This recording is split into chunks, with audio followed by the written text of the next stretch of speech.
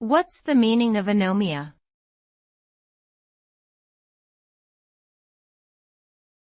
Anomia.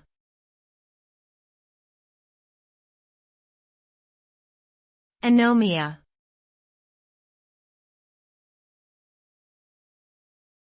Anomia.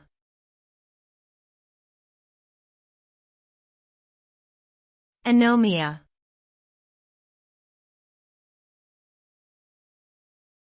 Anomia.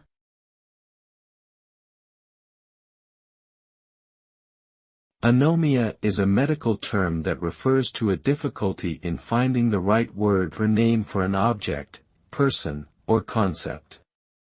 It is a type of language impairment that can occur as a result of brain damage or neurological disorders such as Alzheimer's disease. Anomia can make it difficult for individuals to communicate effectively, and it can significantly impact their daily lives. People with anomia may experience frustration and embarrassment when they struggle to express themselves, and they may require speech therapy or other interventions to address this condition.